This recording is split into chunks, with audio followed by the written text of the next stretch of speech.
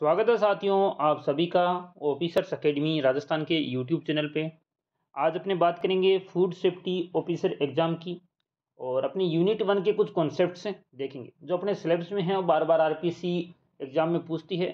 और क्योंकि अपने एक फिक्स पैटर्न का सिलेबस है तो वहाँ से क्वेश्चन आने के पूरे पूरे चांस है। तो अपने सिलेबस में एक टर्म लिखी हुई है थर्मोकेमिस्ट्री। तो थर्मोकेमिस्ट्री से संबंधित अपने को बहुत सारी चीज़ें देखनी है। सबसे पहले तो मैं बता दूं कि कुछ लोग हैं, इवन बहुत अच्छे अच्छे संस्थान हैं जो थर्मोडायनेमिक्स करवा रहे हैं थर्मोकेमिस्ट्री में। जो कहा थर्मोकेमिस्ट्री एक अलग कॉन्सेप्ट है, थर्मोडायनेमिक्स आपके सिलेबस में बिल्कुल नहीं है। तो आप थर्मोडायनेमिक्स में अपना करके टाइम खराब ना करें। तो थर्मोडायनेमिक्स से जितने भी आप कोई लेक्चर आप किसी ने भूलवश डाल दी हैं या कोई करवा रहा है तो उसको ना करें, वो आपके सिलेबस में नहीं है। आपके सिलेबस में थर्मोकेमिस्ट्री है। अच्छा, थर्मोकेमिस्ट्री क्या होता है इसके बारे में अपने ये वन लाइनर है हमारे जो हमारे ऐप पे मिल जाएंगे। इससे पहले हमने ई बुक लॉन्च की थी, पर उसके बाद हमने सोचा कि ई बुक काफ़ी लंबी चौड़ी है, उसको वाइड पढ़ना है, तो हमने एक शॉर्ट नोट के रूप में ये वन लाइनर भी जारी किए हैं जो हमारे ऐप पे आपको मिल जाएंगे। अच्छा, क्या थर्मोकेमिस्ट्री होती है?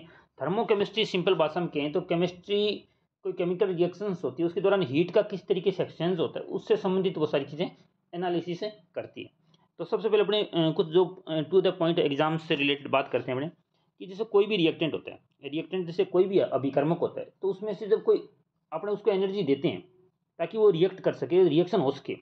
जब उसको अपने एनर्जी देंगे और उत्पाद बनेगा, तो क्योंकि अपने एनर्जी दे रहे हैं तो एक तरीके से वो एनर्जी का शोषण कर रहा है, तो उस केस में वो रिएक्शन एंडोथर्मिक होगी, ऊष्माशोषी अभिक्रिया होगी। पर अपने किसी रिएक्टेंट को रिएक्ट करवा रहे हैं, अभिकर्मक को रिएक्ट करवा रहे हैं, उससे एनर्जी अपने को निकाल रहे हैं, मतलब उससे एनर्जी निकल रही है। तो इसमें से अगर एनर्जी माइनस हो रही है तो वो एक्सोथर्मिक या ऊष्माक्षेपी रिएक्शन होगी। अब एक्चुअली कई बार क्या होता है कि अगर जो आपको ये इधर माइनस दिख रहा है हीट, रिएक्टेंट में हीट माइनस दिख रही है, जब ये इधर जाएगा तो कई बार क्या होता है प्रोडक्ट प्लस में हीट। तो कई बार पूछ लेता है कि प्रोडक्ट प्लस में हीट है, प्लस में हीट दे के सिंबल दे देता है और पूछता है कि ये किस प्रकार की रिएक्शन है। तो नो डाउट ये ऊष्माक्षेपी रिएक्शन होगी, क्योंकि प्रोडक्ट की साइड में हीट निकल रही है। तो आप खुद ही सोचो, जब प्रोडक्ट उत्पाद बनता है तब हीट निकलती है तो ऊष्माक्षेपी, क्योंकि वो एक्सोथर्मिक रिएक्शन जिसे अपने कहते हैं। और जब अपने को हीट देनी पड़ती है रिएक्शन करवाने के लिए तो उसे एंडोथर्मिक रिएक्शन कहते हैं। तो जब एंडोथर्मिक रिएक्शन के लिए अपने इक्वेशन लिखेंगे तो अपने लिखेंगे रिएक्टेंट प्लस में हीट और प्रोडक्ट। तो यहाँ पे प्लस साइन आएगा, जब ये साइन इधर आएगा तो माइनस भी कह सकते हैं। तो अपने कह सकते हैं प्रोडक्ट में से हीट निकलेगी या जो भी आप उसको कहना चाहो। तो ये यहाँ तक बात कंप्लीट हुई। अब आगे चलते हैं। कुछ चीज़ें जो आपको ध्यान रखनी है कि जैसे एंडोथर्मिक के एग्जाम्पल है, कुछ आपको ध्यान रखने हैं। एंडोथर्मिक के एग्जाम्पल में सबसे जो मेन एग्जाम्पल है कि फोटोसिंथेसिस की जो रिएक्शन है वो एंडोथर्मिक है। आप खुद ही सोचो फोटोसिंथेसिस कब होता है? जब प्रकाश का शोषण होता है और उससे जो है पौधे भोजन बनाते हैं। तो photosynthesis no doubt endothermic reaction है। इसके अलावा मेटल कार्बोनेट का विघटन है, वो भी एक तरीके से, जैसे कैल्शियम कार्बोनेट है CaCO3, तो उसका भी एंडोथर्मिक रिएक्शन है। इसके अलावा हेबर प्रोसेस है वो एक्सोथर्मिक रिएक्शन है। हेबर प्रोसेस बहुत ही इंपॉर्टेंट रिएक्शन, आपको याद पता है। जब हाइड्रोजन और नाइट्रोजन रिएक्शन करते हैं, कुछ फिक्स टेम्परेचर कंडीशन होती है तो अमोनिया बनता है। अमोनिया बनने की बहुत ही महत्वपूर्ण विधि है हेबर विधि। तो ये एक एक्सोथर्मिक रिएक्शन है। ये इतना ही आपको याद है रखना, इससे आगे आपको याद है नहीं रखना। अच्छा, एक कंसेप्ट और है। देखो, कोई भी रिएक्टेंट जब प्रोडक्ट बनता है तो कुछ एंथैल्पी में परिवर्तन होता है। उस एंथैल्पी में जो रिएक्टेंट से प्रोडक्ट बनने के दौरान एंथैल्पी में चेंज होता है उसे कहते हैं एंथैल्पी ऑफ फॉर्मेशन।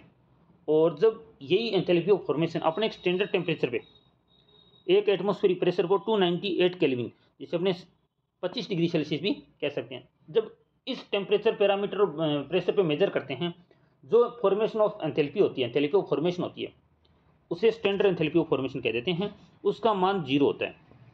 ये बात आपको रटा मार लेनी है, आरपीएससी बार बार पूछती है कि standard enthalpy of formation 298 kelvin और 8 एंड 1 एटमॉस्फेरिक प्रेशर, तो आपको याद रखना 0 होती है।